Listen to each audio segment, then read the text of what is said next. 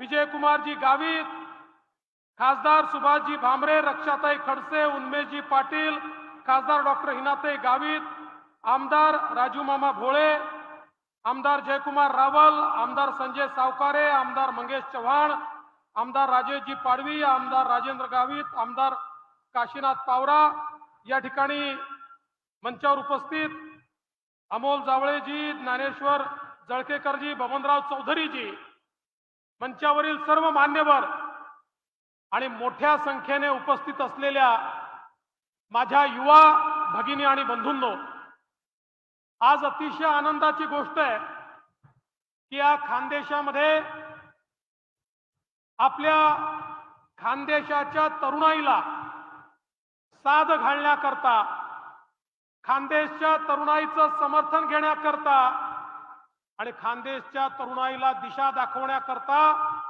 देशाचे गृहमंत्री माननीय अमित भाई शहा आपल्यामध्ये आले आहेत। आणि खऱ्या अर्थानं माननीय प्रधानमंत्री मोदीजींनी विकसित भारताचं जे स्वप्न या ठिकाणी बघितलेलं आहे, त्या स्वप्नाकडे अग्रसर होण्याचं काम हे या जळगावच्या भूमीतून या उत्तर महाराष्ट्रामध्ये आता आम्ही करतो आणि म्हणूनच आज एवढी मोठी तरुणाई या ठिकाणी उपस्थित आहे। बंधू भगिनींनो, 10 वर्ष या देशामध्ये माननीय मोदीजींचं सरकार आपण बघितलं। 10 वर्षामध्ये मोदीजींनी या देशामध्ये परिवर्तन करून दाखवलं। या देशामध्ये गरिबी हटावचे नारे नेहमीच लागायचे। इंदिराजींनी दिला, राजूजींनी दिला, तोच नारा सोनियाजींनी दिला, तोच नरसिंहरावांनी दिला, तोच राहुल गांधींनी दिला। सगळ्यांनी नारे दिले पण गरिबी हटली नाही। या ठिकाणी मोदीजींनी गरीब कल्याणाचा अजेंडा आणला आणि 10 वर्षामध्ये 25 कोटी लोकांना गरिबी रेषेच्या वर आणण्याचं काम हे मोदीजींनी करून दाखवलं। पहिल्यांदा देशामध्ये गरिबाकरता योजना तयार झाल्या तर त्या गरिबापर्यंत पोहोचवण्याचं काम मोदीजींनी केलं। आज आपण पाहतोय विकसित भारताकडे आम्ही चाललोय आणि विकसित भारताकडे जात असताना मोदीजींनी भारताच्या अर्थव्यवस्थेला जगामध्ये 5वी सगळ्यात मोठी अर्थव्यवस्था केलं। 5वी अर्थव्यवस्था केलं हे तर महत्वाचं आहेच, पण सगळ्यात मोठं आश्चर्य काय आहे? आश्चर्य हे आहे की गरिबाचं कल्याण करून देखील अर्थव्यवस्थेचा विस्तार होऊ शकतो हे मोदीजींनी दाखवून दिलं। केवळ मुठभर लोकांचा विकास करून नाही, गरीबाला घर दिलं, गरीबाला त्या ठिकाणी शौचालय दिलं, गरीबाला गॅस दिला, गरीबाला इलेक्ट्रिसिटी दिली, गरीबाच्या घरी पाणी दिलं आणि त्यातनं आमच्या अर्थव्यवस्थेचा विकास केला। आज आपण पाहू शकतो ज्या प्रकारे काळ्या पैशावर मोदीजींनी प्रहार केला, ज्या धन्ना सेठांनी आपल्या तिजोरीमध्ये काळा पैसा जमा करून ठेवला होता, सगळा पैसा बाहेर काढून गरिबाच्या कल्याणाकरता लावण्याचं काम या देशामध्ये कोणी केलं असेल तर ते मोदीजींनी या ठिकाणी केलं। आणि अर्थव्यवस्था मोठी झाली म्हणजे काय होतं? अर्थव्यवस्था मोठी झाली की संधी मिळते, नोकऱ्या तयार होतात, उद्योग वाढतात, प्रत्येकाच्या हाताला काम मिळतं। युवकांची स्वप्न पूर्ण करण्याकरता अर्थव्यवस्था पंख तयार करते। ते पंख तयार करण्याचं काम आज मोदीजींनी केलंय आणि आता मोदीजींनी सांगितलंय पुढच्या 4 वर्षामध्ये भारताची अर्थव्यवस्था जगातली 3री सगळ्यात मोठी अर्थव्यवस्था असेल हे मोदीजी या ठिकाणी करून दाखवतायत। आणि म्हणून आज एकीकडे गरिबीचं निर्मूलन तर होतच आहे, पण गेल्या 10 वर्षामध्ये रोजगाराच्या संधी जेवढ्या मोठ्या प्रमाणात उपलब्ध झाल्या, माझा दावा आहे त्याच्या आधीचे 25 वर्ष तुम्ही काढा, 25 वर्ष, त्या 25 वर्षात जेवढ्या रोजगाराच्या संधी झाल्या त्यापेक्षा जास्त संधी मोदीजींनी गेल्या 10 वर्षात तयार केल्या आणि याच्याही दुप्पट संधी मोदीजी पुढच्या 5 वर्षात तयार करतील। कारण आता आमच्या अर्थव्यवस्थेने जी भरारी घेतली आहे या अर्थव्यवस्थेला कोणी थांबवू शकत नाही।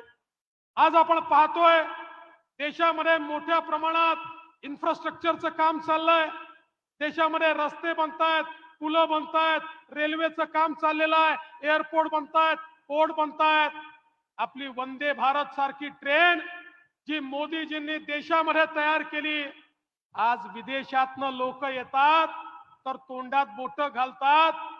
विदेशातल्या मोठ्या मोठ्या देशांमध्ये, श्रीमंत देशांमध्ये ज्या प्रकारची ट्रेन आहे, तीच ट्रेन आता सामान्य भारतीयाला मोदीजींनी प्राप्त करून दिली. आणि भारतामध्ये 500 स्टेशनचं काम चाललंय. पुढच्या 3 ते 4 वर्षामध्ये आम्ही रेल्वे स्टेशनवर गेल्यानंतर हे रेल्वे स्टेशन आहे का मुंबईचं एअरपोर्ट आहे, हे रेल्वे स्टेशन आहे का पुण्याचं एअरपोर्ट आहे, अशा प्रकारचा प्रश्न आपल्याला पडावा. अशा प्रकारचे रेल्वे स्टेशन या ठिकाणी तयार होत आहेत, अशा प्रकारचे बस पोर्ट या ठिकाणी तयार होत आहेत. हा जो वेगवान आणि गतिशील अशा प्रकारचा विकास आहे. आज रस्त्यांचं जाळं जे तयार झालंय, मागच्या काळामध्ये मी लेह लद्दाखला गेलो होतो. तिथे आपल्या मिलिटरीचे मोठे अधिकारी होते. ते अधिकारी म्हणाले, साहेब मोदी सरकारने फार मोठं काम केलं. मी म्हटलं काय काम केलं? म्हणाले मागच्या काळामध्ये जे काँग्रेसचं सरकार आहे त्याला आम्ही सांगायचो, चीननी रस्ता बॉर्डर पर्यंत आणला, त्यांनी हल्ला केला तर ते 24 तासात सगळे रणगाडे, यंत्र सामुग्री, दारुगोळा बॉर्डरवर आणू शकतात. आमच्याकडे रस्तेच नाही आहेत, त्याच्यामुळे आम्ही 8-8 दिवस पोहोचू शकणार नाही. त्यांनी हल्ला केला तर मुकाबला कसा करायचा? तर तेव्हाचं सरकार सांगायचं, आपण रस्ता बांधला तर चीनलाच फायदा होईल, ते चीन मधनं दारुगोळा घेऊन आपल्याच रस्त्याने आपल्यावर हल्ला करतील. पण मोदीजीच्या सरकारने या ठिकाणी असे रस्ते तयार केले की त्यांना यायला 24 तास लागतात, आम्हाला 12 तास लागतात. आम्ही 12 तासामध्ये सीमेवर सगळे शस्त्रास्त्र घेऊन पोहोचू शकतो. आता आमच्या सीमेवर कोणी हल्ला करू शकत नाही. हे सेनेचे अधिकारी सांगतात. ते असं म्हणतात, 10 वर्षात जे बॉर्डरचं इन्फ्रास्ट्रक्चर मोदीजींनी तयार केलं, आता आमच्याकडे पाकिस्तान असेल, चीन असेल, कोणीही डोळे वटारून पाहू शकत नाही. ही परिस्थिती आज या ठिकाणी आपल्याला पाहायला मिळते. आणि हे सगळं करत असताना ज्या प्रकारे मोदीजींनी भारतामध्ये एक भविष्यातला भारत घडवला, तुम्ही विचार करा. जगातल्या मोठ्या मोठ्या देशांना, अमेरिकेला जमलं नाही, जपानला जमलं नाही, इंग्लंडला जमलं नाही, मोदीजींनी करून दाखवलं. त्यांनी चंद्रावर माणूस उतरवला होता, पण चंद्राच्या दक्षिण ध्रुवावर कोणाचंच यान उतरू शकलं नव्हतं. मोदीजींनी आपलं चंद्रयान चंद्राच्या दक्षिण ध्रुवावर उतरवून दाखवलं. जगातला पहिला देश हा आपला भारत देश झाला. आणि त्यानंतर आदित्य एल1च्या माध्यमातून सूर्याला देखील गवसणी घालण्याचं काम हे पहिल्यांदा कोणी केलं असेल तर माझ्या भारत देशाने मोदीजींच्या नेतृत्वात केलं. आता भारत अशा देशांमध्ये जाऊन बसला की इतर देश देखील भारताला चंद्रयानचा डेटा, आदित्य एल1चा डेटा मागतात. कारण जगामध्ये जे परिवर्तन होतात, जे जलवायू परिवर्तन होतं, पाऊस कधी पडणार आहे, कधी तुफान येणार आहे, याचा ॲक्युरेट डेटा आता जगाला भारत देऊ शकेल. अशा प्रकारची परिस्थिती मोदीजींनी आणली. आणि हे सगळं करताना मोदीजींनी एक जागतिक नेतृत्व आपलं उभं केलं. आपण बघितलं, ज्याचा उल्लेख बावनकुळे साहेबांनी केला. वॅक्सिन मैत्रीच्या माध्यमातून 140 कोटी भारतीयांना वॅक्सिन देऊन जिवंत तर ठेवलंच, पण जगातल्या 100 देशांना मोदीजींनी कोविडची लस दिली. आता त्या देशातले राष्ट्रपती आणि पंतप्रधान म्हणतात, आमचा देश जिवंत आहे तर तो फक्त नरेंद्र मोदीजींमुळे आहे. हे 100 देश आज भारताच्या पाठीशी उभे आहेत. आणि एवढंच नाही तर G20 मध्ये देखील आपण बघितलं, सगळ्या आफ्रिकन देशांनी सांगितलं, आमचे नेते मोदीजी आहेत, आमचा विचार हा मोदीजी ठेवतील, आम्ही मोदीजींच्या पाठीमागे आहोत. आज जगामध्ये संपूर्ण जग भारताच्या पाठीमागे उभं करण्याचं काम हे माननीय मोदीजींनी केलंय. आणि मला विश्वास आहे, गेले 10 वर्ष मोदीजींनी बिघडलेली घडी चांगली केली आहे. आपले रूळ मजबूत केले आहे. आता विकासाची गाडी धावणार आहे. गेले 10 वर्ष तयारी झाली आहे. पुढचे 5 वर्ष भारताचे वर्ष असणार आहे. जेव्हा तिसऱ्यांदा तुमच्या सगळ्यांच्या आशीर्वादाने मोदीजी भारताचे प्रधानमंत्री होतील, या भारताला कोणी थांबवू शकणार नाही. इतक्या वेगानं भारताची विकासाची गाडी आता पुढे जाणार आहे. मी तुम्हाला एवढीच विनंती करण्याकरता आलो आहे. आता पुढचे 5 वर्ष आपल्याला मोदीजींना सरकार द्यायचं आहे, भाजपाला निवडून द्यायचं आहे, भाजपाला वोट द्यायचा आहे. पण हे तुमचं वोट हे भाजपा करता नाहीये, हे तुमचं मत भारता करताय. भारताला सर्वोच्च शिखरावर नेण्याकरता, तिसऱ्यांदा मोदीजींच्या हाती सत्ता देण्याकरता आपल्याला या ठिकाणी सगळ्यांना मोदीजींच्या मागे उभं राहायचं आहे. याकरता आपण तयार राहावं एवढीच विनंती करतो.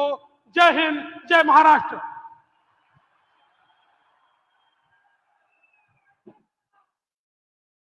तरुणाईशी संवाद हा उज्ज्वल भारताची दिशा ठरवणारा आहे. निश्चितच माननीय उपमुख्यमंत्रीजी, आपण आमच्याशी संवाद साधलात, आभार. आत्मनिर्भर भारत को विश्व गुरु बनाने का संकल्प हमारे प्रधानमंत्री मोदी जी ने किया है और इसे पूरा करने हेतु यह युवा संवाद का आयोजन, यह युवा संवाद करने के लिए हमारे डैशिंग गृह मंत्री, भाजपा के माजी राष्ट्रीय अध्यक्ष माननीय अमित जी शाह, आप यहाँ पधारे हैं. मैं आपसे अनुरोध करती हूँ कि आप उपस्थित जनों को संबोधित करें.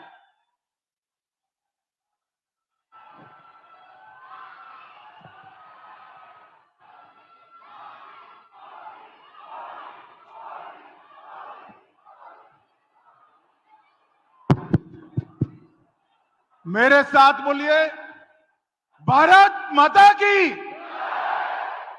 क्यों भाई, क्या हो गया युवाओं की आवाज को? लंबे टाइम से बैठे हो ना? अरे सारी बोरियत 10 मिनट में दूर हो जाएगी, चिंता मत करिए. मेरे साथ सभी लोग हाथ उठाएं, उठाइए दोनों हाथ. विकसित भारत के संकल्प की मुट्ठी भींचिए और प्रचंड आवाज से बोलिए, भारत माता की, भारत माता की. जय जय जय जय जय शिवाजी, जय जय जय जय जय भवानी. आज इस विशाल युवा संगम में पूरे उत्तरी महाराष्ट्र से आए हुए सभी युवा साथियों को मैं मनपूर्वक नमस्कार कर आपका स्वागत करता हूं. मेरे साथ मंच पर उपस्थित सम्माननीय देवेंद्र फडणवीस जी, श्रीमान चंद्रशेखर बावनकुळे जी, श्री गिरीश भाऊ महाजन जी,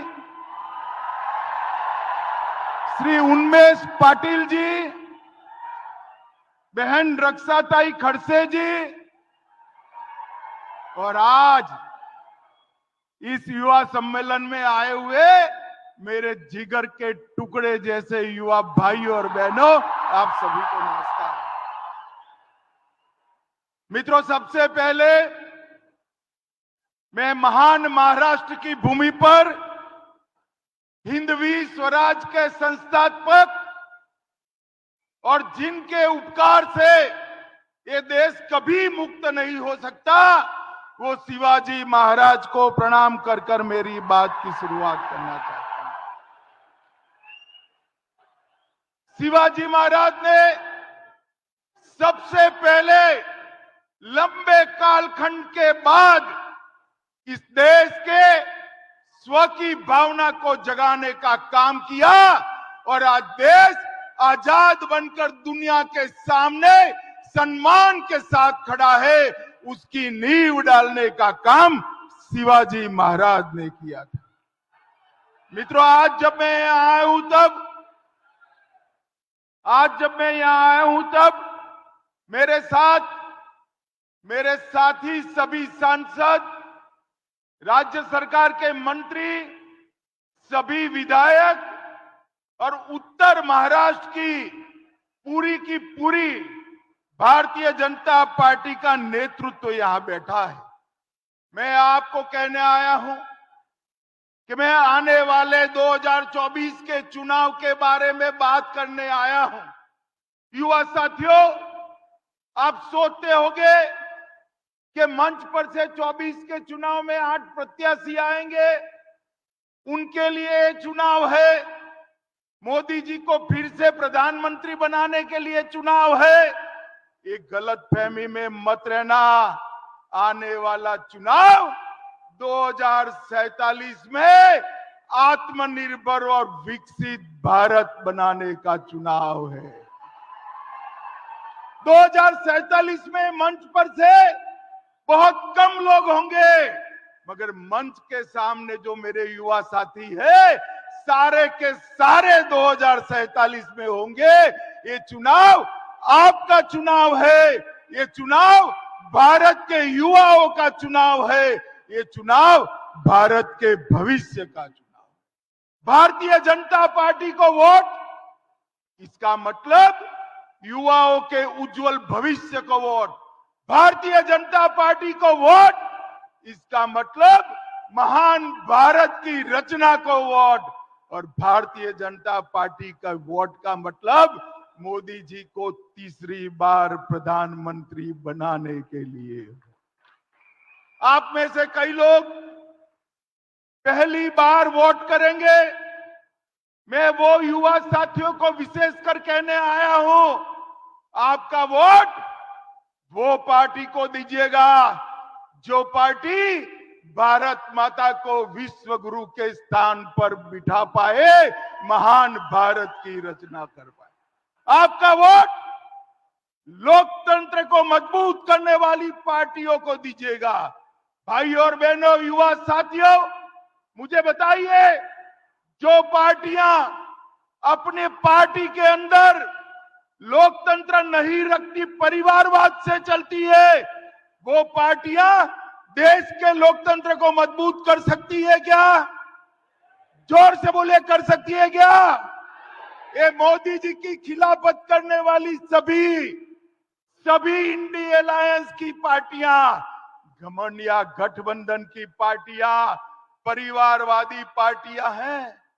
मैं आपको अभी साबित कर देता हूं। भाई मीडिया वाले जरा सेट शूट कर बैठ जाओ तो जरा, प्लीज बैठ जाइए, मैं यहीं खड़ा रहने वाला हूं। ये जो मोदी जी के सामने जो पार्टियों का गठबंधन बना है, वो कौन है?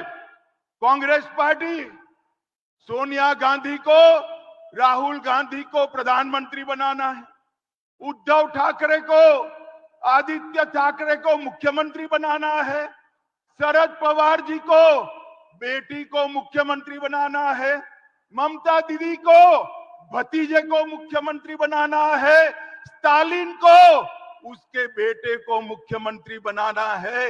इसमें आपके लिए कोई नहीं है भाई। मुझे बताओ, आपके लिए है? कोई है? अरे क्या नहीं है यार, आप सोते नहीं हो। आपके लिए नरेंद्र मोदी है, भारतीय जनता पार्टी। मेरे देश के युवाओं के भविष्य के लिए नरेंद्र मोदी जी ने पूरे 130 करोड़ मतदाताओं के सामने विकसित भारत का लक्ष्य रखा है, महान भारत का लक्ष्य रखा है। मोदी जी ने ये 10 साल के अंदर भारत को सुरक्षित करने का काम किया है।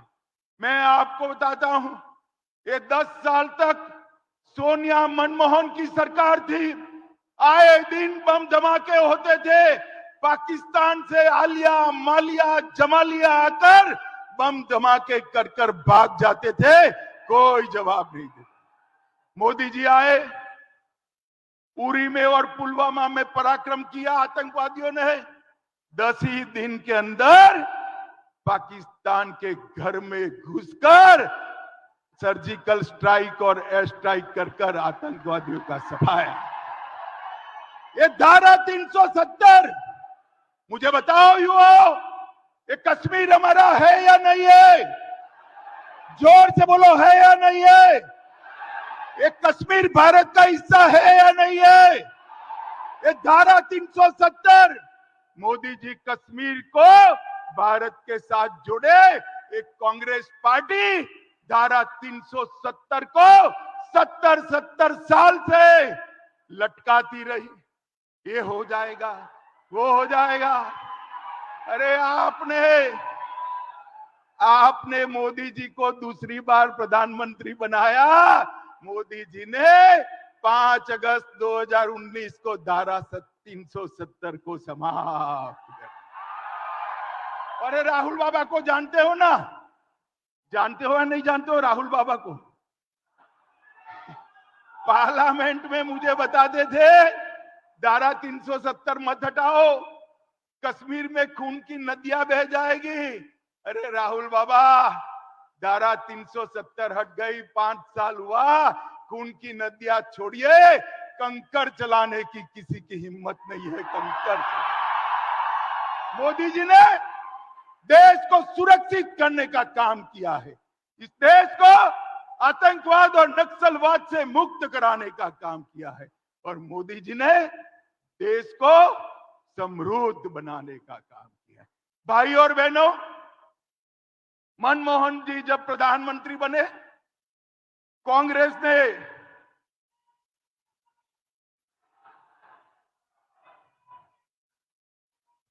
बैठो बैठो बैठो बैठो बैठो बैठो बोलो भारत माता की। जब प्रधानमंत्री बने मनमोहन सिंह, कांग्रेस ने कहा अर्थशास्त्री प्रधानमंत्री बन गए। अटल जी देश को 11वें नंबर की अर्थव्यवस्था छोड़कर गए थे। कौन से नंबर की? जोर से बोलो, कौन से? कांग्रेस ने 10 साल में 11वें नंबर पर देश को रखा। मोदी जी ने 10 साल में 11 नंबर से 5 नंबर पर लाने का काम नरेंद्र मोदी जी ने। भाई और बहनों, मैं आपको बताता हूं, मैं मोदी जी की गारंटी आपको बताने आया हूं।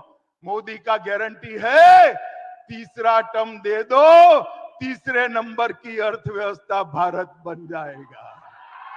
और मित्रों, मोदी जी ने ये 10 साल के अंदर स्पेस से लेकर सेमीकंडक्टर तक, डिजिटल से लेकर ड्रोन तक, एआई से लेकर वैक्सीन तक, और 5G से लेकर फिनटेक तक, हर क्षेत्र में मेरे युवाओं के लिए दरवाजे खोलने का काम इस देश के नेता नरेंद्र मोदी जी।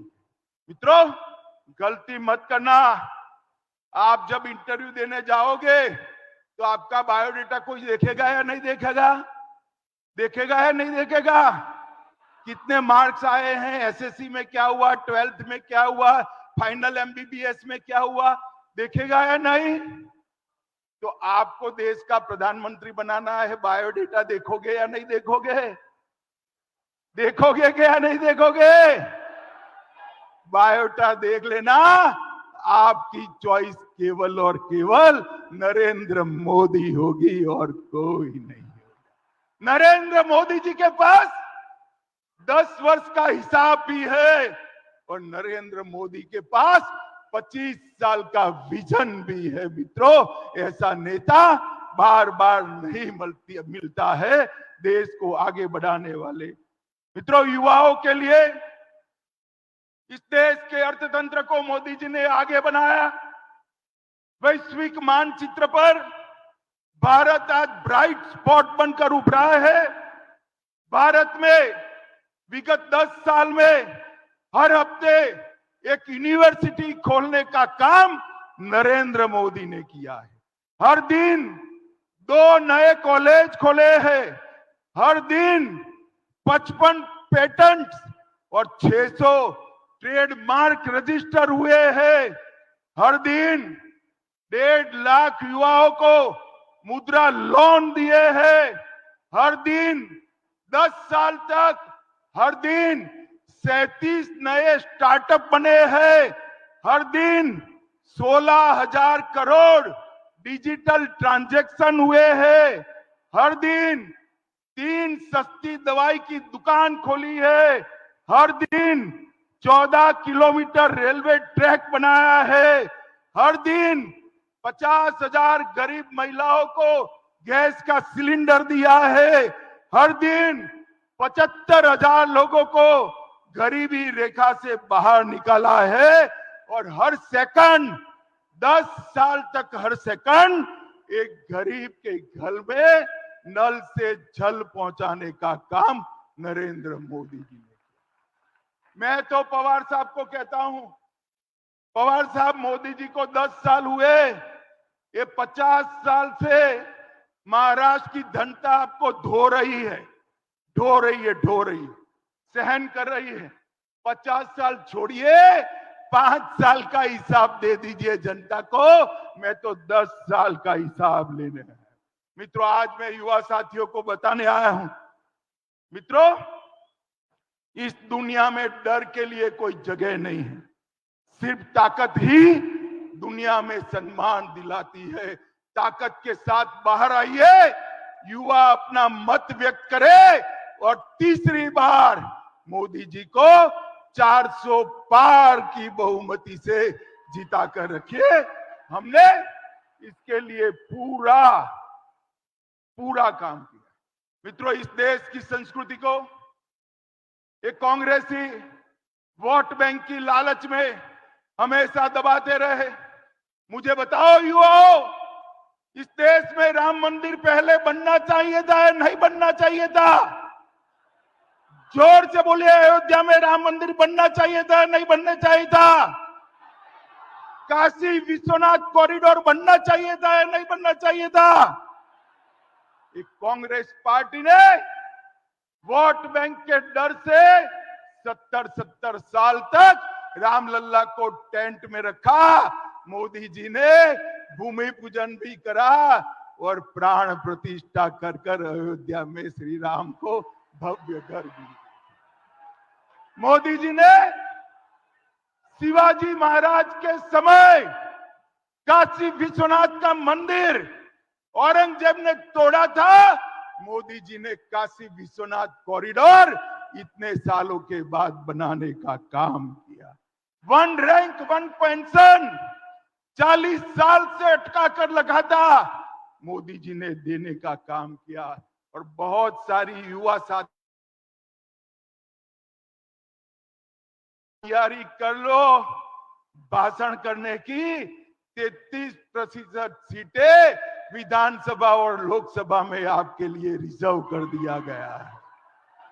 मातृशक्ति को सम्मान देने का काम मोदी जी ने किया। ट्रिपल तलाक को मोदी जी ने समाप्त करने का काम किया और एक साथ 80 करोड़ लोगों के जीवन में उजाला भरने का काम किया। 80 करोड़ से ज्यादा लोगों को हर महीना हर व्यक्ति 5 किलो अनाज मुफ्त दिया। 12 करोड़ से ज्यादा टॉयलेट बनाकर गरीब बच्चियों और माताओं को सम्मान के साथ जीने का अधिकार दिया। 12 करोड़ लोगों को गैस का सिलेंडर दिया। 4 करोड़ लोगों को घर दिया। 14 करोड़ लोगों को नल से जल दिया और 11 करोड़ से ज्यादा किसानों को हर साल 6,000 रुपया देने का काम मोदी जी ने किया।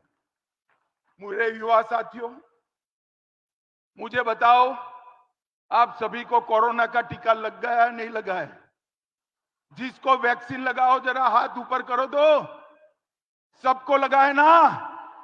25 पैसा भी देना पड़ा है। मोदी जी ने कॉफी पिलाकर वैक्सीन दिया ना। और दुनिया भर में वैक्सीन का सर्टिफिकेट मिलते मिलते 6 महीना होते थे।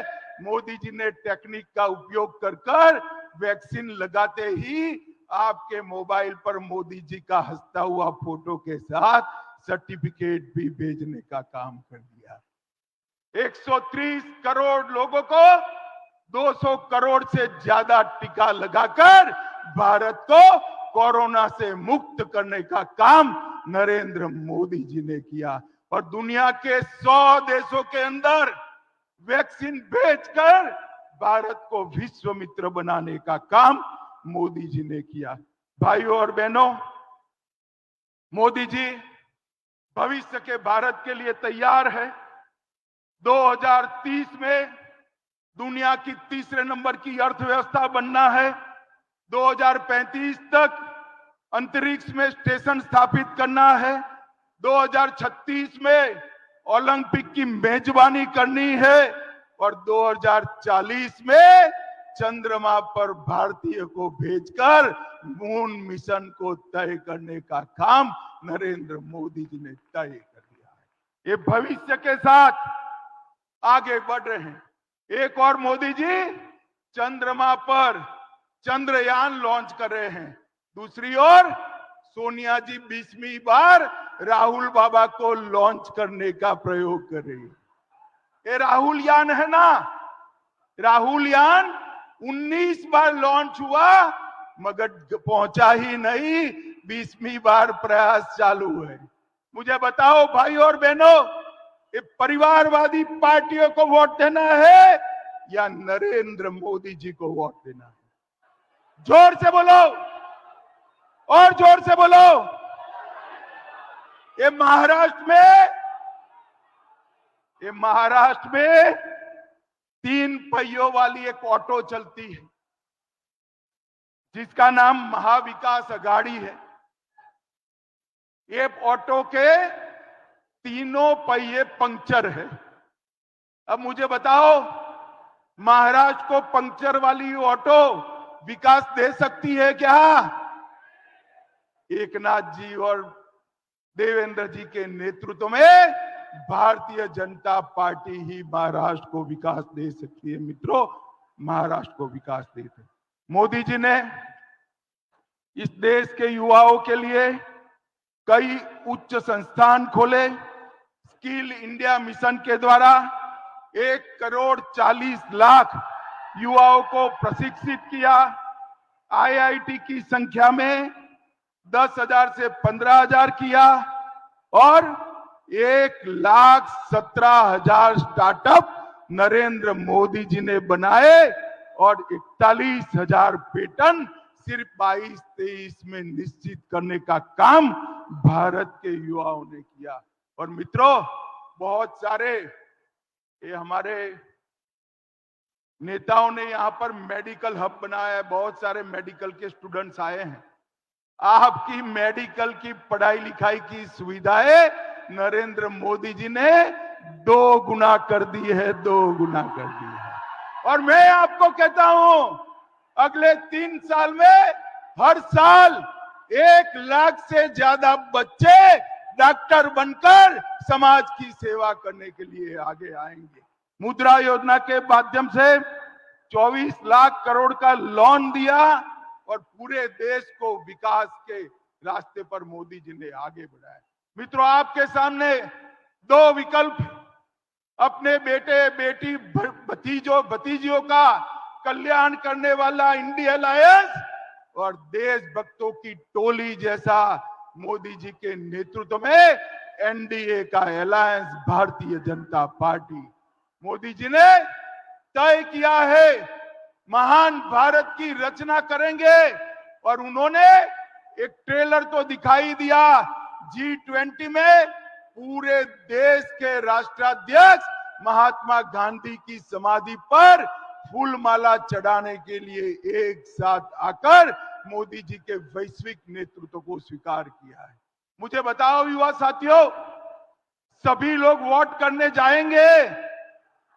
जरा जोर से बोलो, अगले चुनाव में सभी लोग वोट करने जाएंगे? अकेले नहीं, माता पिता बहन भाई के साथ जाएंगे? कमल के निशान पर बटन दबाएंगे? मोदी जी को 300 पार कराएंगे? महाराष्ट्र में 45 पार कराएंगे? देश में 400 पार कराएंगे? तो मेरे साथ दोनों हाथ उठाइए।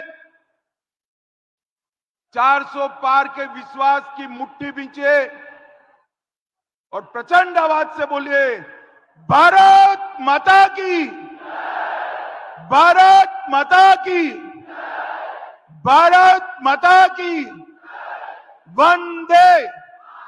और अंत में शिवाजी महाराज का जयकारा लगाइएगा। जय जय जय जय जय शिवाजी, जय जय जय जय जय भवानी। आप सभी का बहुत बहुत धन्यवाद। नमस्कार, प्रणाम।